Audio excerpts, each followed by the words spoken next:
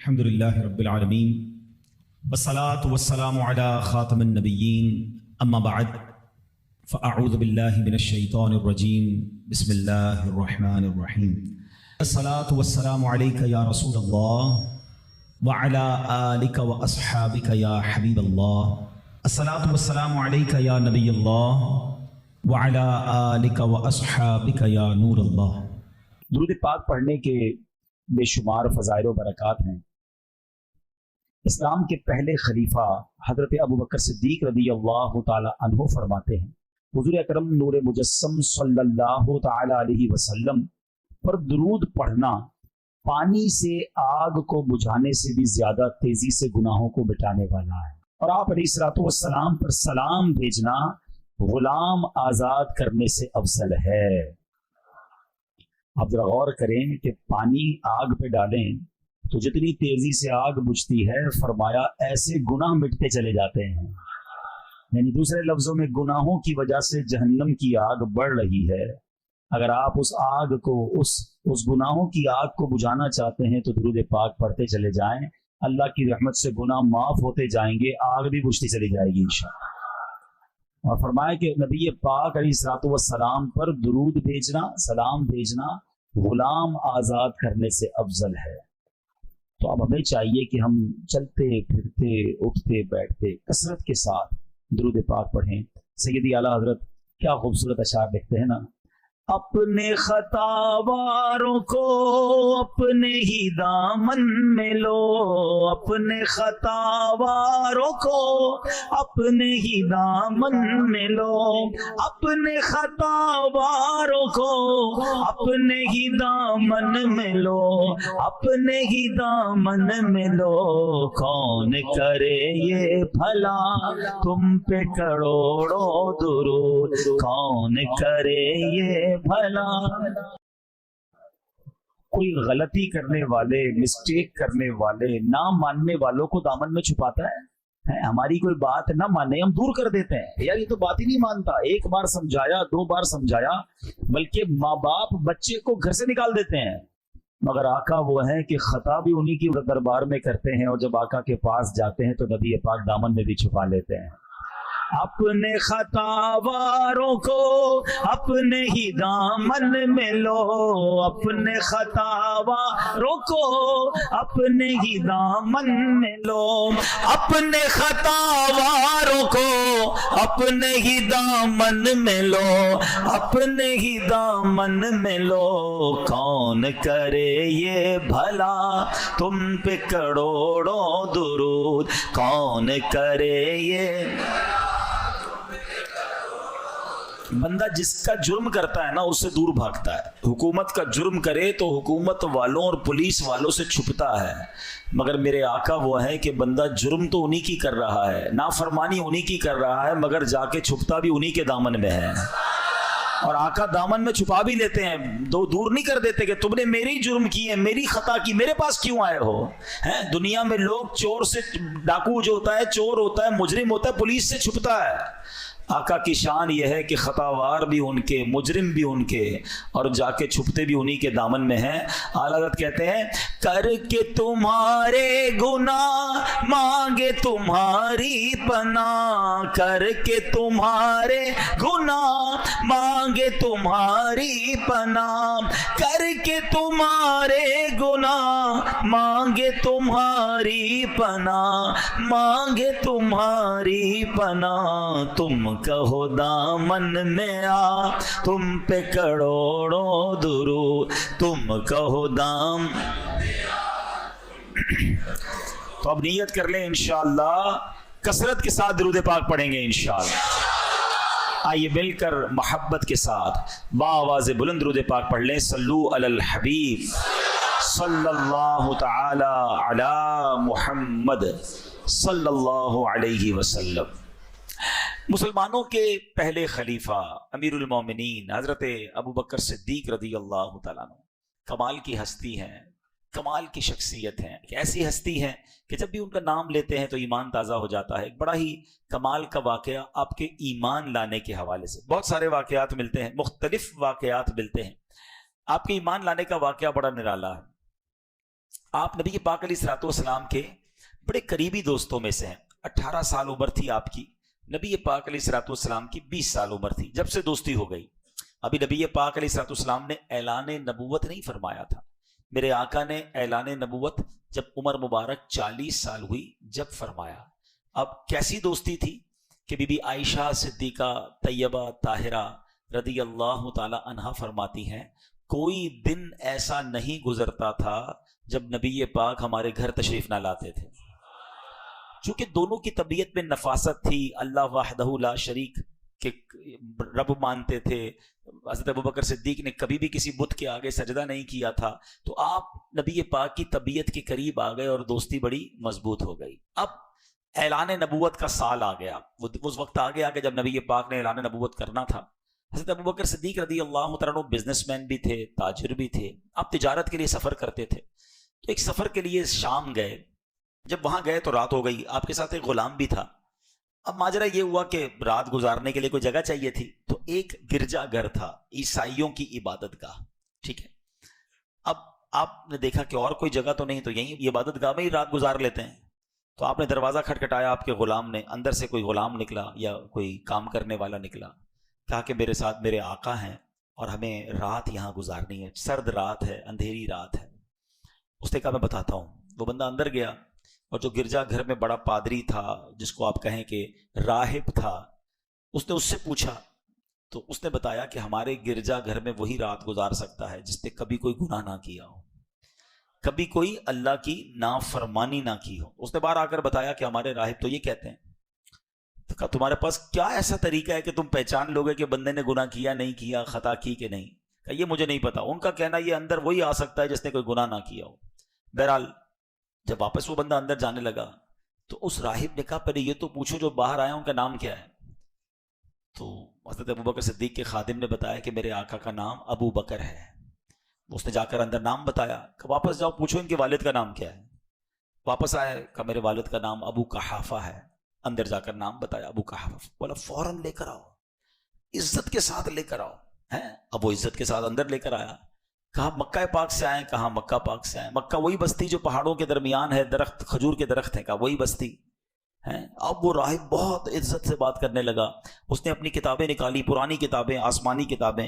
کبھی وہ صفحات کو پلٹتا, حضرت ابوبکر صدیق کو دیکھتا, پھر صفحات کو پلٹتا, کبھی چہرے کو غور سے دیکھتا. حضرت ابوبکر صدیق حیران ہے یہ کیا کر رہا ہے. کبھی نام پوچھتا ہے, کبھی والد کا نام, کبھی شہر کا نام, کبھی کتاب دیکھتا ہے.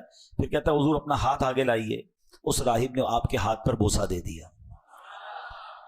آپ کہنے لگے تمہیں کیا ہو گیا, تم کیوں ایسا کر رہے ہو, کبھی کیا کہتے ہو, کبھی کیا کہتے ہو, اگر رکنے دینا ہے تو رکنے دو, جانے دو ہم کو, اتنی ساری باتیں. تو راہب کہتا ہے کہ آپ کو نہیں پتا آپ کے ساتھ کیا ہونے والا ہے. کچھ دنوں میں اللہ کے آخری نبی اعلان نبوت فرمائیں گے اور آپ ان پر ایمان بھی لائیں گے, آپ ان کے خلیفہ بھی بنیں گے. اور جب وہ دنیا سے پردہ فرما جائیں گے آپ امیر المومنین بھی بنیں گے. جب آپ کو اللہ پاک اتنی عزتیں دے تو مجھے دعاؤں میں مت بھولنا. حضرت ابوبکر صدیق حیران ہو گئی کہ کیسی باتیں کر رہا ہے, کیونکہ آپ کے لیے ساری باتیں نہیں تھی. بہرحال رات گزری, حضرت ابوبکر صدیق کے ذہن میں یہ باتیں تو گھوم رہی تھی. اس کے بعد کچھ ہی دنوں کے بعد آپ واپس مکہ پاک گئے تو ابو جہل سے ملاقات ہو گئی. ابو جہل یاد رہے سخت نبی پاک کا دشمن تو تھا. ابو جہل سے جب ملاقات ہوئی تو ابو جہل کہتا ہے اے ابو بکر تمہیں پتا ہے تم جس کے بڑے پکے دوست ہو وہ بڑی عجیب عجیب باتیں کرنے لگ گیا ہے. کیا باتیں کر رہے ہیں؟ وہ ان کے دوست تھے نبی پاک کے. کہا وہ کہتے ہیں میں اللہ کا آخری نبی ہوں, اللہ وحدہ لا شریک کی باتیں کرتے ہیں, بتوں کے خلاف بات کرتے ہیں. حضرت ابوبکر صدیق حیران ہو گئے, تلاش کرتے کرتے نبی پاک کے پاس پہنچے. جیسے ہی پیارے آقا کے پاس پہنچے نبی پاک مسکرا رہے تھے. کہا اے ابو بکر اللہ کا آخری نبی تمہیں ایمان کی دعوت دیتا ہے, ایمان لانے میں تم سب سے پہل کر لو, سبقت لے جاؤ. حضرت ابو بکر کہتے ہیں حضور آپ پر مجھے یقین تو ہے, بہت سالوں سے آپ کو جانتا ہوں, آپ صادق ہیں, آپ امین ہیں, آپ سچی باتیں کرتے ہیں, مگر جب بھی کوئی نبی آتا ہے وہ کوئی نشانی لاتا ہے, آپ بھی مجھے کوئی نشانی دکھا دیں تو مجھے اطمینان ہو جائے گا. نبی پاک علیہ الصلوۃ والسلام فرماتے ابو بکر کیا راہب کی باتیں یاد نہیں ہیں؟ اور تمہیں کتنی نشانیاں چاہیے, کیا وہ رات تمہیں یاد نہیں جو تمہارے ساتھ گزری تھی؟ اللہ اکبر. صدیق اکبر کہتے ہیں جو نبی ہزاروں میل دور ہونے والی ہماری باتوں کو جانتا ہے, ہم نے کیا آپس میں باتیں کی وہ بھی جانتا ہے, اب اور کسی نشانی کی کیا ضرورت ہے؟ کلمہ پڑھا لا الہ الا اللہ محمد الرسول اللہ, اور صدیق اکبر اسلام میں داخل ہو گئے. سب سے پہلے ایمان لانے والے کون ہیں؟ مردوں میں سب سے پہلے ایمان لانے والے حضرت ابو بکر صدیق رضی اللہ تعالیٰ. عورتوں میں سب سے پہلے ایمان لانے والی کون ہے؟ بی بی خدیجہ الکبریٰ رضی اللہ تعالیٰ عنہا. بچوں میں سب سے پہلے ایمان لانے والے کون ہیں؟ مولا علی شیر خدا کرم اللہ تعالیٰ وجہ الکریم. اچھا یہ باتیں تو ہمیں پتہ ہونی چاہیے, مگر میں ایک بڑی گہری بات کہنے چاہتا ہوں. یہ تینوں کون تھے؟ اگر غور کریں نا, پہلے ایمان لانے والا سب سے قریبی دوست, پہلے ایمان لانے والی آپ کی زوجہ محترمہ, پہلے ایمان لانے والا بچہ کون؟ جو آپ کے گھر میں بڑا ہو رہا ہے. نبی پاک کے سب سے قریبی لوگ ہیں. آپ پوائنٹ سمجھ رہے ہیں؟ آقا کے سب سے زیادہ قریب یہ تین ہستیاں ہیں, اور تینوں نے جیسے ہی سنا کہ نبی پاک اللہ کی طرف بلا رہے ہیں, ایک منٹ نہیں لگایا, کلمہ پڑھا, مسلمان ہو گئے. اس سے پتہ کیا چلا کہ پیارے آقا علیہ الصلوۃ والسلام کے جو جتنا قریب ہوتا گیا وہ اتنا دیوانہ ہوتا گیا, وہ اتنا محبت کرنے والا ہوتا گیا. اب مجھے اور آپ کو ایک بات سمجھنی ہے کہ جب کوئی ہمارے قریب ہوتا ہے, دور سے تو مجھے بڑے اچھے لگتے ہیں, ارے ماشاءاللہ بڑے نیک انسان ہیں, بڑا مسکراتے ہیں, بڑی پیاری باتیں, قریب آنے کے بعد اب ہمارے بارے میں ان کا خیال کیا بنتا ہے, یہ سوچنا ہے, یہ سمجھنا ہے. بعض اوقات ہم باہر جاتے تو باہر کے لوگ کہتے ہیں دعا کیجئے گا, حضرت ذرا دم کر دیں. کبھی گھر والوں نے کہا دعا کر دیں؟ گھر والوں نے کہا دم کر دیں؟ سوچئے نا, گھر میں ہماری ویلیو کیا ہے؟ باہر تو بن جاتی ہے ویلیو, کیونکہ باہر والے تھوڑی دیر کے لیے ملتے ہیں. مزہ یہ ہے کہ ہماری خلوتیں, ہم اکیلے میں بھی اتنے نیک ہوں جتنے باہر نظر آتے ہیں, بلکہ اس سے زیادہ نیک ہوں, لیکن حال برا ہے. بظاہر تو لوگوں کے سامنے ہم نیک پرہیزگار, مگر تنہائی میں حال کیا ہوتا ہے؟ تو اے میرے پیارے اسلامی بھائیوں, نبی پاک کا یہ وصف بتا رہا ہے کہ ہمارے بڑے ایسے ہوتے تھے, بزرگ ایسے ہوتے تھے, اور آج بھی ہیں. اللہ والے ایسے ہی ہوتے ہیں کہ ان سے جتنا قریب جاؤ بندہ اتنی محبت میں گرفتار ہو جاتا ہے, اتنی عقیدت میں اضافہ ہو جاتا ہے, ان کی اور عبادتیں پتہ چلتی ہیں. ہمارے قریب آتے ہیں بندے کو ہمارے کرتوت پتہ چلتے ہیں. تو یہ غور کرنے والی بات ہے. اللہ کرے کہ ہماری خلوتیں اور ہماری جلوتیں سب پاکیزہ ہو جائیں. اب ہم چلتے ہیں کہ ہم یہ سمجھیں کہ ظاہر, ہمارا جو ظاہر ہوتا ہے نا, اس پر ہم بڑی توجہ دیتے ہیں. روز منہ دھوئیں گے, دانت صاف کریں گے, کپڑے پہنیں گے, خوشبو لگائیں گے, کپڑے پہ داغ لگ جائے تو کسی محفل میں نہیں جائیں گے, دعوت میں نہیں جائیں گے, یار لوگ دیکھیں گے. ذرا غور طلب بات سمجھیے گا. ظاہر کو کون دیکھتا ہے؟ لوگ دیکھتے ہیں. جس کو لوگ دیکھتے ہیں میں اس کی صفائی کی بڑی کوشش کرتا ہوں. آپ کو پتہ ہے رب کی نگاہ رحمت کہاں ہوتی ہے؟ دل پر. دل کی صفائی کا کوئی خیال نہیں ہے. اللہ دل دیکھ رہا ہے. دل چاہے کتنا ہی گندا, کتنا ہی میلا, کتنا ہی بدبودار ہے, اس کی کوئی ٹینشن نہیں, ظاہر صاف کرنا ہے. آپ دیکھیں نبی پاک کی دعاؤں میں بھی ایک میسج ہوتا ہے. وہ میسج کیا ہے؟ ہم آئینہ دیکھنے کی دعا یاد ہے کسی کو؟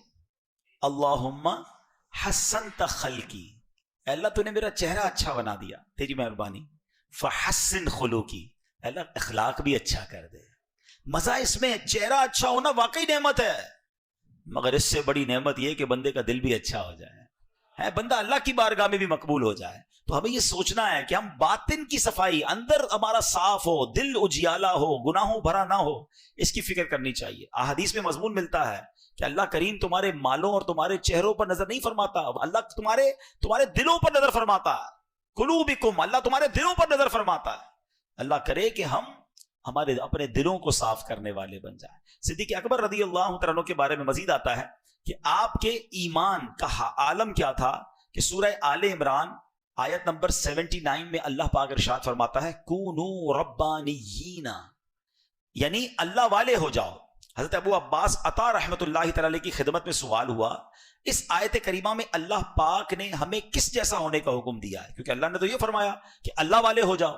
آئے ہائے, حضرت ابو عباس عطا فرماتے ہیں کہ ہمیں اس آیت میں حکم دیا جا رہا ہے کہ صدیق اکبر جیسے ہو جاؤ. اچھا, اس کی وجہ بیان فرمائی, کیونکہ جیسے ربانی یعنی اللہ والے صدیق اکبر ہیں, انبیاء کرام کے بعد کائنات میں ایسا اللہ والا کوئی ہے ہی نہیں. ہائے ہائے ہائے، حضرت صدیق اکبر ایسے اللہ والے ہیں، آپ کا اللہ پاک پر توحید پر ایسا کامل ایمان ہے کہ زمانے کا کوئی حادثہ، یہاں تک کہ پوری زمین ادھر سے ادھر ہو جائے، پھر بھی آپ کے دل پر اس کا کوئی اثر یعنی ایفیکٹ نہیں ہوتا، آپ کے دل میں ایمان پوری آن بان اور شان کے ساتھ قائم رہتا ہے۔ اے میرے پیارے اسلامی بھائیوں، سرکار دو عالم صلی اللہ تعالی علیہ وسلم نے حضرت صدیق اکبر رضی اللہ تعالیٰ عنہ کے ایمان کے بارے میں کیا خوبصورت خود ارشاد فرمایا۔ دیکھیں میں اور آپ تو تمنا کرتے ہیں نا کہ ہمارا ایمان مضبوط ہو جائے، مگر نبی پاک علیہ الصلوۃ والسلام کیا خوب ارشاد فرماتے ہیں، آقا فرماتے ہیں کہ اگر ابو بکر کا ایمان تمام اہل زمین کے ایمان کے ساتھ تولا جائے تو ابو بکر کا ایمان وزنی ہوگا۔ ہائے ہائے ہائے۔ اچھا پھر نبی پاک علیہ الصلوۃ والسلام نے اس کو یہ ایسے ہی نہیں کہا۔ دیکھیں ایک بات ہوتی ہے مشاہدے کی، ایک بات ہوتی ہے تجربے کی۔ ایک بندہ کہے شاید بہت میٹھا ہے کیونکہ اس نے کتابوں میں پڑھا ہے، یہ تو پڑھ کے بتا رہا ہے، اور ایک ہے جو چکھ کے بتا رہا ہے کہ میں نے کھایا ہے شاید بہت میٹھا ہے۔ جو تجربہ کر کے بتاتا ہے نا اس کی بات میں بڑا کانفیڈنس ہوتا ہے۔ خیر نبی پاک تو جو فرمایا حق ہے، مگر اس بات کو پیارے آقا نے تجربے سے بھی دیکھا ہے۔ نبی پاک کی ایک اور حدیث ہے، آقا علیہ الصلوۃ والسلام فرماتے ہیں میں نے دیکھا کہ میں جنت میں داخل ہوا تو ایک ترازو لایا گیا، میری پوری امت کو ایک پلڑے میں رکھا گیا اور مجھے دوسرے پلڑے میں رکھا گیا، تو آقا نے فرمایا میرا وزن میری پوری امت سے زیادہ تھا۔ پھر فرماتے ہیں ایک پلڑے میں میری پوری امت کو رکھا گیا، دوسرے میں صدیق اکبر کو بٹھایا گیا تو صدیق اکبر کا وزن پوری امت سے زیادہ تھا۔ ہائے ہائے ہائے، ایسے ہیں صدیق اکبر، ایسی پیار نہیں کرتے ان سے ہم۔ اللہ پاک سیدنا صدیق اکبر کے ایمان کا صدقہ ہمیں نصیب فرما۔ ایمان کیسا مضبوط تھا، نبی پاک کی زبان سے نکلا بس وہ حق ہے۔ واقعہ آپ نے سنا ہوگا نا کہ صدیق اکبر رضی اللہ تعالیٰ عنہ جو ہیں یہ شب معراج 27ویں رجب نبی پاک معراج کر کے واپس تشریف لائے۔ جب آقا واپس تشریف لائے تو نبی پاک نے مکے والوں کو جمع کیا اور بتایا کہ میں رات کے تھوڑے حصے میں مسجد اقصیٰ بھی ہو کر آیا، آسمان کی سیر بھی کرایا۔ تو باقی جو ایمان والے تھے وہ تو بڑے خوش ہوئے، ابو جہل وہ بھی سننے لگا۔ اب اس کو موقع مل گیا کہ یہ تو ایسی بات ہے کسی کو سمجھ نہیں آئے گی۔ اب آپ کہیں کیوں سمجھ نہیں آئے گی؟ اب میں آپ کو سمجھاتا ہوں کہ اگر میں کہوں آپ کو میں عشاء کی نماز عبداللہ گوٹ کی اس مسجد میں پڑھوں اور فجر میں آ کے آپ کو بتاؤں کہ رات میں عشاء پڑھ کے جو ہے نا امریکہ گیا تھا اور فجر میں واپس آ گیا ہوں، تو آپ یہ کہیں گے عبدالحبیب بھائی کی لگتا ہے طبیعت ٹھیک نہیں ہے، یا تو یہ خواب میں گئے تھے۔ ٹھیک ہے، دو میں سے ایک بات ہو سکتی ہے، اتنی دیر میں تو بندہ وہاں سے ہو کر آ نہیں سکتا، کیونکہ نبی پاک رات بھی ان کے ساتھ تھے اور بیت المقدس اور مکہ پاک کا راستہ 1 مہینے کا تھا۔ اب تو جہاز آ گئے نا، پہلے اونٹوں پر گھوڑوں پر سفر ہوتا تھا، 1 مہینہ جانے کا راستہ 1 مہینہ واپسی کا راستہ۔ ابو جہل نے کہا اے محمد صلی اللہ علیہ وسلم جو آپ ابھی کہہ رہے ہیں میں اور لوگ جمع کر دوں آپ کہہ دیں گے؟ نبی پاک نے فرمایا بالکل بتاؤں گا، بالکل کہہ دوں گا۔ ابو جہل نے کیا کیا؟ اور لوگوں کو جمع کیا، کہا دیکھو جس کو تم اللہ کا نبی مانتے ہو، جو اللہ کا نبی ہونے کا دعویٰ کرتا ہے، وہ کیا باتیں کر رہے ہیں۔ نبی پاک نے فرمایا کہ میں رات تھوڑے حصے میں بیت المقدس ہو کر آ گیا۔ لوگ ہنسنے لگے، معاذ اللہ مذاق اڑانے لگے۔ اب ابو جہل کو یاد آیا کہ یہ تو موقع ہے ابو بکر کو اپنے ایمان سے ہلانے کا ہے۔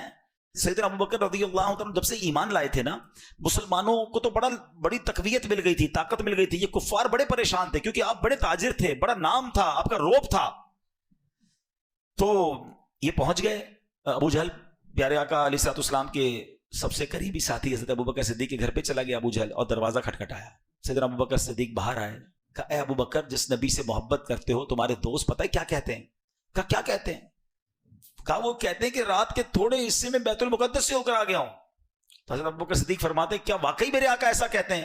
اچھا جب ہو سکتا ہے یہ صدیق اکبر نے سوال کیا ہو تو ابو جہل اور اس کے دوستوں نے سمجھاؤ کہ لگتا ہے کچھ کنفیوژن آ رہی ہے۔ کہا ہاں بالکل ایسے ہی کہتے ہیں۔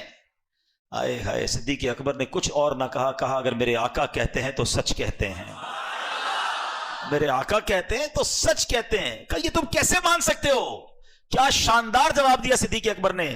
آپ فرماتے میں تو اس سے بڑی خبروں کو مانتا ہوں۔ وہ بتاتے ہیں میرے پاس جبرائیل آتے ہیں، آسمان سے فرشتہ آتا ہے، وہ اللہ کی وحی لے کر آتا ہے، میں تو دیکھتا نہیں، میں وہ بھی مانتا ہوں۔ ارے وہ فرماتے جنت ہے، دوزخ ہے، قیامت آنے والی ہے، اللہ ایک ہے، وحدہ لا شریک ہے، میں نے رب کو نہیں دیکھا۔ میرے آقا فرماتے میں نے رب کو مانا۔ وہ کہتے جبرائیل آتے ہیں، میں نے جبرائیل کو مانا۔ وہ کہتے قرآن اترتا ہے، میں نے قرآن کو مانا۔ ارے جب آسمانی باتیں مانتا ہوں تو یہ تو ویسی زمینی بات ہے، میرے آقا نے فرمایا تو حق فرمایا۔ اچھا صدیق اکبر رضی اللہ تعالیٰ نے جو کیا نا، وہ پنجابی لوگ بڑی اچھی بات کہتے ہیں. وہ کہتے ہیں اسی منن والے سوچن والے نہیں ہیں. ہاں لبیک کہا نا انہوں نے. آقا نے فرمایا کہ حضور آپ نے کہا تو حق کہا. نبی پاک سے پوچھنے بھی نہیں گئے. اب یہ اتنا شاندار میسج ہے تمام لوگوں کے لیے جو آج شریعت کے معاملات میں کوسچن کرتے ہیں، سوالات کرتے ہیں. ایسا کیوں حضرت، یہ کیوں ہوا، یہ حکم کیوں نازل ہوا، اس کے پیچھے کوئی لاجک بتائیے، اس کے پیچھے حکمت کیا ہے. بھائی ہم بندے ہیں، ہمارا کام سوال کرنا نہیں ہے، بندے کا کام ماننا ہوتا ہے. ہم نے اللہ کو نہیں دیکھا تو رب کو مان لیا ہے. جبریل قرآن لے کر آئے، ہم تو قرآن کو مانتے ہیں، اللہ کی کتاب ہے. اب جب حدیث پہنچی نبی پاک نے فرمایا تو خامہ خائی کے سوال کیسے. تو ہمارا کام دینی احکام میں سوال کرنا نہیں ہے، ہمارا کام ان احکام کو ماننا ہے. اچھا اب دو بات چلی پڑی ہے، چلیں ایمان والوں کے ایمان میں اور اضافہ کر دوں، عاشقان رسول کے دلوں میں اور خوشی داخل کر دوں، اور کچھ لوگ جو خامہ خائی کی کنفیوژن پھیلاتے ہیں اس کا بھی علاج کر دیتے ہیں. پہلی بات، 27 رجب گزری، صبح آ گئی. نبی پاک نے جب معراج کا واقعہ سنایا تو ایمان والوں کو کیا ہوا؟ کیا ہوا؟ خوشی ہوئی نا؟ کیا ہوا بتاؤ نا بھائی. اور بے ایمانوں کا کیا ہوا؟ تکلیف ہوئی، پریشانی ہوئی. یہ آج تک ہو رہی ہے، سمجھ گئے؟ ہاں آج بھی شب معراج آتی ہے تو کچھ عاشقان رسول جھوم جھوم کر کہتے ہیں شاہ دولہ بنا آج کی رات. ایمان والوں کو آج بھی خوشی ہو رہی ہے، جن کے دلوں میں پرابلم ہے ان کو آج بھی پرابلم ہو رہی ہے. تو پہلے یہ سمجھ لو. دوسرا، اب لاجیکلی جواب سمجھ لو. کچھ لوگ کیا کہتے ہیں، خامہ خائی معراج کی اتنی عظیم سعادت، اتنے بڑے معجزے کو معاذ اللہ کم دکھانے کے لیے کہتے ہیں کہ یہ معراج جو ہوئی تھی نا یہ خواب میں ہوئی تھی. معاذ اللہ. وہ کیا کہتے ہیں، نبی پاک خواب میں تشریف لے گئے تھے. اب میں آپ کو بڑی آسانی سے لاجیکلی سمجھا دیتا ہوں، غور سے سنو گے تو آئندہ کبھی وسوسہ کوئی ڈال نہیں سکے گا. ٹھیک ہے؟ کبھی آپ صبح اٹھیں، اتنے سارے لوگ بیٹھے، ہمارے گھر میں بھی چھوٹے چھوٹے بچے ہوتے ہیں. کوئی بچہ صبح اٹھ کر کہے کہ ابو جان رات میں خواب میں جو ہے نا لاہور بھی گیا، اسلام آباد بھی گیا، اس کے بعد مکے بھی گیا، مدینے بھی گیا. صبح اٹھا تو بستر پر تھا. تو آپ کیا کہیں گے؟ چلو بیٹا مبارک ہو، ماشاءاللہ مکہ مدینہ دیکھا، لیکن خواب میں سارے گھومتے رہتے ہیں. خواب میں کوئی بھی کہیں چلا جائے کوئی پابندی تو نہیں ہے نا، اور کوئی بڑا کمال بھی نہیں ہے. ایک بڑا لاجیکلی سوال، حکمت والا سوال آپ سے کر رہا ہوں. اگر نبی پاک نے 28 رجب کی صبح یہ کہا تھا کہ میں رات کے اندر خواب میں بیت المقدس دیکھ کر آیا ہوں تو جھگڑا بنتا؟ بتاؤ نا. نہیں نا. اگر آقا یہ فرماتے کہ میں خواب میں بیت المقدس گیا تو کسی کو کیا اعتراض ہوتا؟ یہ ابو جہل اور اس کی کمپنی کا اعتراض ہی بتا رہا ہے کہ نبی پاک نے دعویٰ یہی کیا تھا کہ میں جسمانی طور پر بیت المقدس گیا تھا. سمجھ آ گئی بات؟ جو ان کا جھگڑا بننا ہے نا، کہتے ہیں نا ہر کام میں اللہ کی حکمت ہوتی ہے. وہ اعتراض جو کر رہے ہیں نا، کتابوں میں لکھا کہ یہ اعتراض کر رہے ہیں، مذاق اڑا رہے ہیں، صدیق اکبر کے گھر جا رہے ہیں، یہ سب چیزیں بتا رہی ہیں کہ میرے آقا نے اس دن جو اعلان کیا تھا نا، وہ اعلان یہی تھا کہ میں جسمانی طور پر بیت المقدس گیا تھا. ایمان والوں نے اس وقت بھی مانا تھا، ایمان والے آج بھی مان رہے ہیں، اور انشاءاللہ قیامت تک مانتے رہیں گے. رہے گا یوں ہی ان کا چرچا، رہے گا یوں ہی ان کا چرچا، رہے گا پڑے خاک ہو جائیں جل جانے والے، پڑے خاک ہو جائیں. تو انشاءاللہ صدیق اکبر کی ادا کو ادا کریں گے اور ہر معراج کی صبح خوشیاں منائیں گے انشاءاللہ. تو کیا کمال کی ہستی ہیں صدیق اکبر رضی اللہ تعالیٰ کا. جو ایمان تھا نا، کیا ایمان، کیا مضبوطی، نبی پاک کے فرمان پر یقین. سبحان اللہ. کئی واقعات ہیں ایسا ایمان مضبوط تھا کہ حضرت غزوہ تبوک کا موقع ہے، حضرت عمر فاروق رضی اللہ تعالیٰ عنہ کہتے ہیں ہر بار صدیق اکبر نیکیوں میں آگے بڑھ جاتے ہیں. اس بار میرے پاس تھوڑے پیسے زیادہ ہیں، اس بار میں نے نیکیوں میں آگے بڑھنا ہے. تو کیسے آگے بڑھنا ہے؟ انہوں نے کیا کیا، مسلمانوں کو مال کی ضرورت تھی تو آدھا مال لیا اور نبی پاک صلی اللہ تعالی علیہ وسلم کے قدموں میں پہنچ گئے. آقا کی خدمت میں پیش کر دیا. نبی پاک نے فرمایا اے عمر کتنا لائے ہو؟ کہتے ہیں حضور والا جتنا گھر میں تھا آدھا لے آیا ہوں. پیارے آقا علیہ الصلوۃ والسلام نے فرمایا اے عمر گھر والوں کے لیے کیا چھوڑا ہے؟ کہ حضور گھر والوں کے لیے میں آدھا چھوڑ کر آیا ہوں. اب ذرا سوچئے جن لوگوں کو 2.5% زکوٰۃ دینا مشکل لگتا ہے وہ 50% لے کے چلے گئے. اچھا آپ کہتے ہیں کہ مجھے انتظار تھا کہ میں ابو بکر کیا لاتے ہیں کیونکہ مقابلہ تھا, کمپٹیشن تھا. اچھا اب جیسے ہی ابو بکر رضی اللہ تعالیٰ عنہ آئے تو نبی پاک نے پوچھا اے ابو بکر کیا لائے ہو؟ کہتے حضور گھر میں جو کچھ تھا سب لے آیا ہوں. فرمایا صدیق اکبر گھر والوں کے لیے کیا چھوڑا ہے؟ کہ حضور گھر والوں کے لیے اللہ اور اس کا رسول کافی ہے. ایمان تھا تو کیسا تھا. حضرت عمر کہتے ہیں اس دن آج میں نے جان لیا کہ نیکیوں میں ابو بکر سے آگے نہیں بڑھ سکتا ہوں. اچھا پھر دیکھو یہ صدقہ قبول کیسا ہوا ہے کہ نبی پاک کی بارگاہ میں جب سیدنا ابو بکر صدیق سارا مال پیش کر چکے نا تو آپ نے اتنا صدقہ کیا تھا, سب کچھ دیا تھا نا, تو کرتے پر جو بٹن لگے تھے نا وہ بٹن بھی رائے خدا میں صدقہ کر دیے, کانٹے لگا لیے. تھوڑی دیر ہوئی تو جبریل امین آئے. جب جبریل امین آئے نا تو ان کے جسم پر جو لباس تھا اس میں بھی کانٹے لگے ہوئے تھے. اللہ کے نبی علیہ الصلوۃ والسلام نے فرمایا اے جبریل آج یہ کیسا لباس پہنا ہے؟ جبریل امین کہتے ہیں حضور صرف میں نے نہیں, آسمانوں پر جتنے فرشتے ہیں اللہ کو ابو بکر کی ادا ایسی پسند آئی ہے کہ آج سارے فرشتوں نے ایسا لباس پہنا ہے. اب ذرا غور کیجئے, اب جب جبریل امین نے یہ بتایا نا پھر کہا حضور ابو بکر سے کہیے کہ رب آپ کو سلام ارشاد فرما رہا ہے, اور ابو بکر سے پوچھئے کہ کیا اس حال میں تم رب سے راضی ہو؟ کچھ بھی نہیں تھا نا, سب دے دیا تھا نا. جب نبی پاک نے فرمایا ابو بکر جبرائیل فرما رہے ہیں کہ اللہ تمہیں سلام ارشاد فرماتا ہے اور بتاؤ کہ کیا تم اس حال میں رب سے راضی ہو؟ صدیق اکبر زارو کتار رونے لگے اور روتے روتے کہنے لگے میں اپنے رب سے راضی ہوں, میں اپنے رب سے کیسے ناراض ہو سکتا ہوں. اب یہاں 2-3 باتیں بڑی کمال کی سیکھنے والی ہیں. پہلی بات تو یہ ہے صدیق اکبر نے پورا گھر لٹا کر سب راہ خدا میں دے دیا. کیا کسی حدیث کسی روایت میں آپ نے یہ پڑھا کہ معاذ اللہ صدیق اکبر اس کے بعد مانگنے لگ گئے؟ نہیں, اللہ نے پھر ان کے مال میں برکت دے دی کیونکہ حدیث پاک پر ایسا یقین تھا ان کا. اللہ کے نبی فرماتے میں خدا کی قسم کھا کر کہتا ہوں راہ خدا میں خرچ کرنے سے مال کم نہیں ہوتا, صدقہ دینے سے مال کم نہیں ہوتا. تو جو بھی صدقہ کرتا ہے اللہ اس کے مال میں برکت ڈال دیتا ہے. دوسری بات صدیق اکبر سے رب نے پوچھا اے ابو بکر راضی ہو؟ آپ کہتے ہیں اللہ سے میں کیسے ناراض ہو سکتا ہوں, بالکل راضی ہوں. کچھ نہیں ہے اور راضی ہیں. ہمارے پاس بہت کچھ ہے ہم پھر بھی راضی نہیں ہیں. فرق ہے نا. جس سے ملو بھائی کیا حال ہے؟ بس یار بہت پریشان ہوں, بہت تکلیف ہے, کاروبار نہیں ہے, روزگار نہیں ہے, ٹینشن بڑی ہے, طبیعت ٹھیک نہیں ہے. ارے کبھی تو شکر کرو, کبھی تو یہ کہو کہ میرے رب نے مجھے کروڑوں سے اچھا بنایا ہے, کبھی تو یہ کہو کہ میں اپنے رب کا جتنا شکر ادا کروں کم ہے. کبھی آپ کو معلوم ہے کہ آپ کے پاس کیا کیا ہے, اس پر کب شکر کرو گے؟ جو نہیں ہے اسی کو یاد کرتے ہو. آپ کروڑوں سے اچھی لائف گزار رہے ہیں. جی ہاں, ہو سکتا ہے کوئی میرا بھائی کہے یار یہ مولانا صاحب کیسی باتیں کر رہے ہیں, میں تو نوکری کرتا ہوں, کرائے کے گھر میں رہتا ہوں, قرضے میں ڈوبا ہوا ہوں, کیسے میں اچھی لائف گزار رہا ہوں. میں بتاتا ہوں آپ کو, جتنے بھی بھائی ادھر ہیں نا سارے اپنے پیروں پہ چل کے اندر آئے ہیں. کئی لوگ ہیں جن کے پاس پیر ہی نہیں ہے. آپ سب نے دوپہر کو کچھ نہ کچھ کھایا ہوگا. آج کروڑوں لوگ ایسے بھی ہیں دنیا میں جنہوں نے آج صبح سے کچھ نہیں کھایا ہوگا. میں اور آپ سب واپس جائیں گے نا, ہمارے پاس گھر ہوگا, بستر تیار ہوگا, کوئی کمبل بھی ہوگا, کوئی تکیہ بھی انتظار کر رہا ہوگا.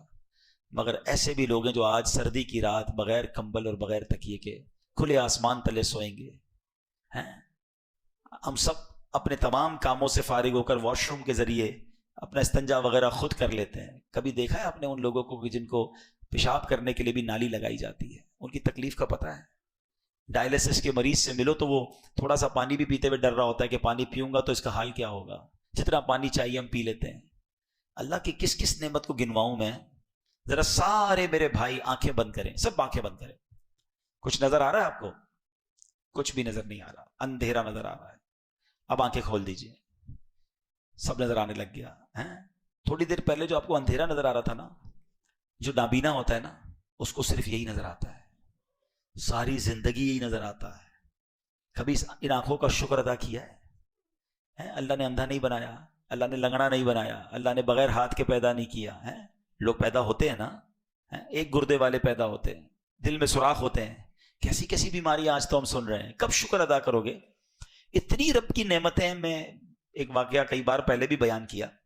میں ایک بہت بڑے بزنس مین ہیں، ان کے والد صاحب سے ملنے گیا، اللہ ان کے والد صاحب کی مغفرت فرمائے، اب تو انتقال ہو گیا، لیکن جب وہ بیمار تھے نا تو میں ان کے گھر پہ گیا ان سے ملنے۔ اب یقین کریں میں نے زندگی میں پہلی بار وہ بیماری سنی تھی، پہلی بار پتہ چلا کہ یار ہم پر اللہ کے اور کتنے احسان ہیں۔ ان کو پتہ ہے پرابلم کیا ہوا تھا؟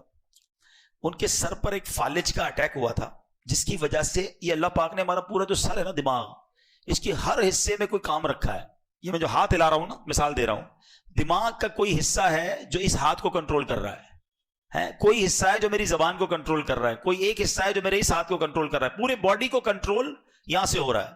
تو ان کے دماغ میں کوئی ایک ایسا حصہ ڈیمیج ہو گیا کہ اب دیکھیں ذرا غور سے سمجھیے گا میری بات، میں اور آپ جب بھی کوئی پانی پیتے ہیں، نوالا رکھتے ہیں، تو ہم کیا کرتے ہیں؟ منہ میں رکھتے ہیں نا، اندر کیسے جاتا ہے؟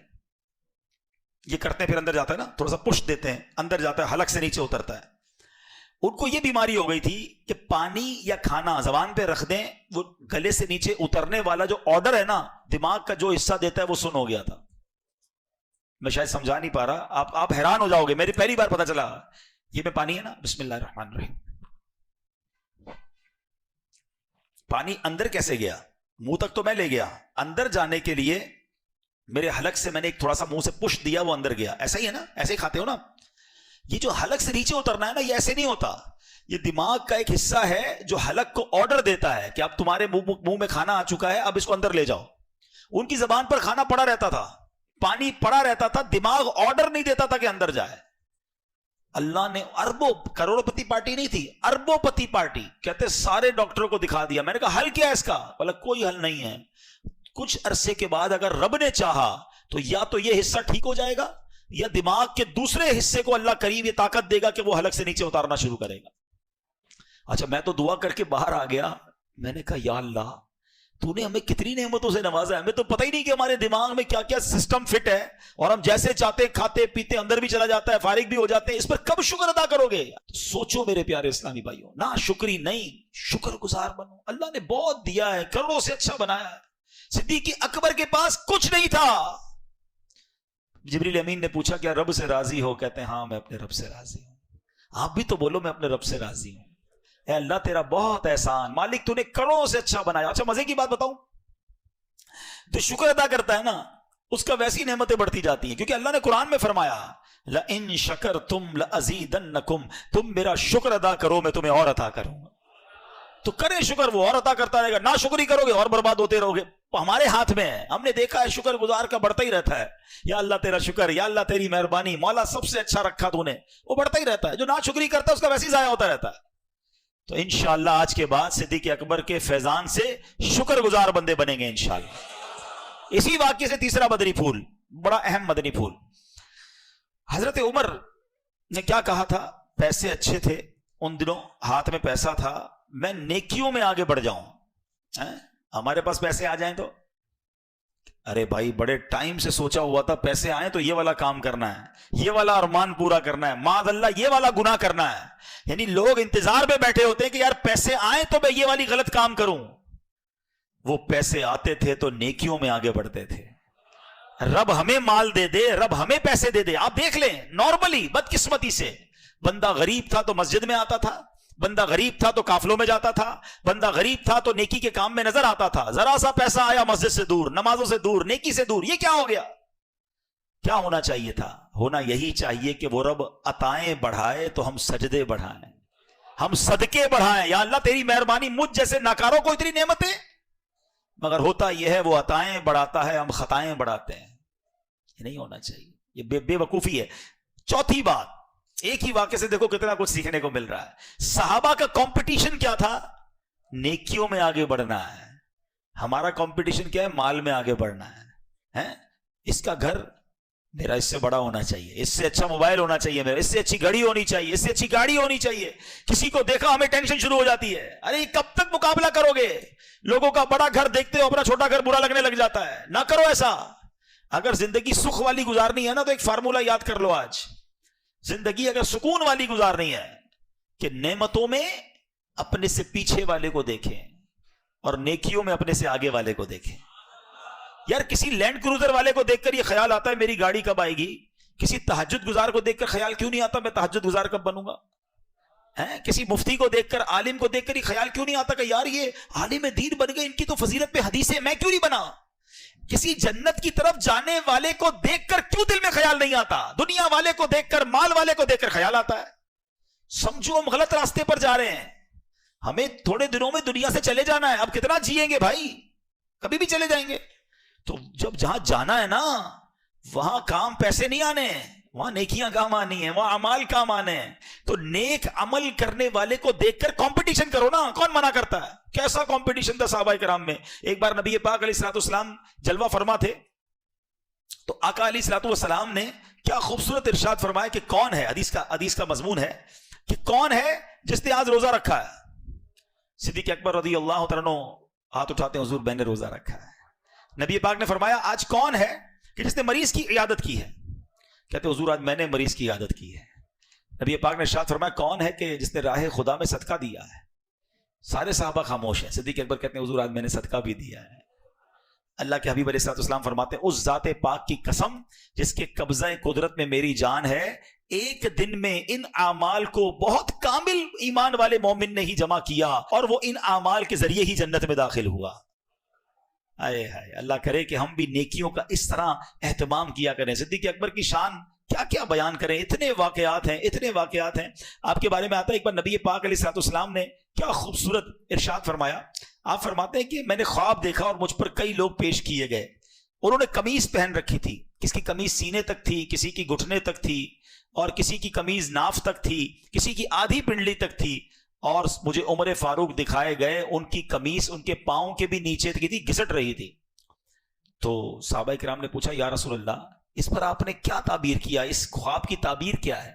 تو آقا علیہ الصلوۃ والسلام نے فرمایا کہ جس کی قمیض سینے تک تھی وہ کمزور ایمان والے تھے، جن کی قمیض ناف تک تھی وہ تھوڑا اس سے زیادہ ایمان والے تھے، جن کی آدھی پنڈلی تک تھی وہ اس سے مضبوط ایمان والے تھے۔ عمر فاروق کی قمیض ان کے قدموں سے نیچے گھسٹ رہی تھی کہ عمر فاروق کامل ایمان والے تھے، ہائے ہائے مضبوط ایمان والے تھے۔ اللہ اکبر۔ لیکن حضرت عمر جن کے بارے میں نبی پاک نے فرمایا کہ ان کا ایمان اتنا مضبوط ہے، حضرت عمر کہتے ہیں کہ میری خواہش ہے کہ کاش میں ابو بکر کے سینے کا ایک بال ہوتا۔ یہ مرتبہ صدیق اکبر رضی اللہ عنہ کا ہے۔ ایک بار نبی پاک علیہ الصلوۃ والسلام اور بی بی عائشہ صدیقہ طیبہ طاہرہ رضی اللہ تعالی عنہا کہیں جلوہ فرما تھے، رات کا وقت تھا، آسمان پر ستارے ہیں، کبھی کبھی آسمان پر ستارے بہت پیارے لگتے ہیں، شہروں میں تو کم نظر آتے ہیں، کبھی کھلی فضا میں جائیں، گاؤں میں جائیں، مدنی قافلے میں جائیں تو نظر آتے ہیں۔ تو پیارے آقا علیہ الصلوۃ والسلام اور بی بی عائشہ جلوہ فرما ہے۔ بی بی عائشہ پوچھتی ہیں نبی پاک سے حضور کتنے سارے ستارے ہیں، کیا حضور کوئی ایسا بھی ہے جس کی ستاروں جتنی نیکیاں ہوں، جتنے تارے ہیں کیا کوئی ایسا ہے جس کی اتنی ساری نیکیاں ہوں؟ نبی پاک علیہ الصلوۃ والسلام نے فرمایا ہاں عمر ایسا ہے کہ جس کی اتنی ساری نیکیاں ہیں۔ حضرت عمر کی نیکیاں جتنے آسمان پر تارے ہیں۔ اچھا بی بی عائشہ بیٹی کن کی ہیں؟ حضرت ابو بکر صدیقی، انہوں نے تو حضرت عمر کی تعریف سنی، کہتے حضور پھر میرے والد کی کتنی نیکیاں ہیں؟ بیٹی تو باپ کے لیے سوال کرے گی نا، بڑا محبت والا انداز ہے کہ حضور میرے بابا جان کی کتنی نیکیاں ہیں۔ نبی پاک نے کیا خوب فرمایا ابو بکر کی غار ثور والی ایک نیکی عمر کی تمام نیکیوں سے زیادہ ہے۔ تو یہ شان ہے حضرت عمر فاروق کی بھی اور صدیق اکبر، اور خود حضرت عمر فاروق فرمایا کرتے تھے جس کا مضمون ہے کہ مجھ سے میری ساری نیکیاں لے لی جائیں اور ابو بکر کی وہ غار ثور والی نیکی مجھے مل جائے۔ تو سبحان اللہ، وہ ہستیاں ہیں یہ، اللہ ان کے صدقے ہمیں خوب نیکیاں کرنے کی توفیق عطا فرمائے، ہمیں علم دین سیکھنے کا شوق نصیب فرمائے، اللہ اپنی راہ میں دل کھول کر ہمیں خرچ کرنے کی بھی توفیق عطا فرمائے۔ آخری بات صدیق اکبر کے بارے میں، پھر میں اپنے بیان کو ختم کرتا ہوں کہ جب یہ آپ نے اللہ کی راہ میں سب کچھ دے دیا نا، تو صدیق اکبر خود فرماتے ہیں جس دن میں نے قرآن پاک میں وَمَا مِن دَابَّةٍ فِي الْأَرْضِ إِلَّا عَلَى اللَّهِ رِزْقُهَا، اللہ قرآن میں کیا فرماتا ہے؟ زمین پر چلنے والا کوئی ایسا نہیں جس کا رزق اللہ کے ذمہ کرم پر نہ ہو۔ آپ کہتے ہیں جب سے میں نے یہ آیت پڑھ لی ہے خدا کی قسم میں نے روزی کی فکر ہی چھوڑ دی ہے۔ جب اللہ نے زمین پر چلنے والے ہر کسی کے لیے، چونٹی کے لیے بھی رزق لکھ دیا ہے تو مجھے بھی عطا فرمائے گا۔ روزی کے لیے اتنی ٹینشن جو لوگ لے کے بیٹھے ہوتے ہیں نا، یار کل کیا ہوگا، اگلی مارکیٹ پتہ نہیں کہاں چلی جائے گی، سال بعد کیا ہوگا، 5 سال بعد کیا ہوگا، اسی ٹینشن میں رہتے ہیں۔ دیکھیں اللہ کریم نے ہم سب کی روزی لکھی، وہ مل کر رہے گی۔ جس کی گارنٹی ہے نا اس کی فکر ہمیں زیادہ ہے، جس کی گارنٹی نہیں اس کی فکر ہی نہیں ہے. دیکھیں نا، مغفرت کی فکر نہیں ہے، مغفرت کی ٹینشن کون لے رہا ہے؟ ایمان سلامت رہنے کی گارنٹی نہیں ہے. ہم میں سے کس کو یہ فکر ہے کہ میرا ایمان سلامت رہے گا کہ نہیں؟ سب کو ٹینشن یہی ہے، کل کیا ہوگا، مارکیٹ کا کیا ہوگا، آگے نوکری کا کیا ہوگا، کاروبار کا کیا ہوگا، ایک دکان کو 2 دکان کیسے کروں گا، اتنی ٹینشن لی ہوئی ہے. تو اے میرے پیارے اسلامی بھائیوں، جس بات کی گارنٹی نہیں ہے نا اس بات کی فکر کرو، ایمان کی سلامتی کی، مغفرت کی، قبر روشن ہو جائے اس کی فکر کریں. اللہ کرے کہ صدیق اکبر رضی اللہ تعالیٰ عنہ کا ہمیں فیضان نصیب ہو جائے، ہم ان کے صدقے اپنی آخرت کی تیاری کرنے کی جو ہے وہ فکر کریں. آپ کو علم دین کا پتہ ہے کیسا شوق تھا، آپ کا ایمان کیسے اتنا مضبوط ہو گیا؟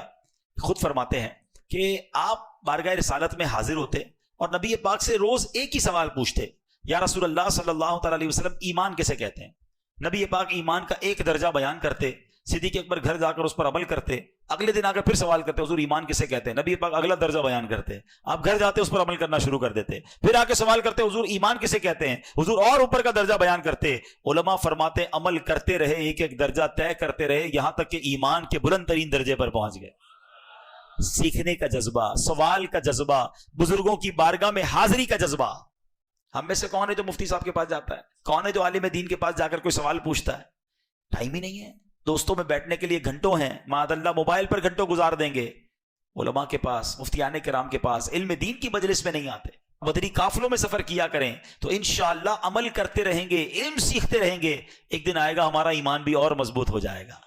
اللہ سے دعا کرتے ہیں اللہ ہم سب کے ایمان کی حفاظت فرمائے. امیر اہل سنت کے شعر پر اپنے بیان کا اختتام کرتا ہوں کہ اللہ صدیق اکبر کے ایمان کے صدقے ہم سب کے ایمان کی حفاظت فرمائے. مسلمان ہے عطار تیری عطا سے، مسلمان ہے عطار تیری عطا سے، ہوئی ایمان پر خاتمہ یا الہی.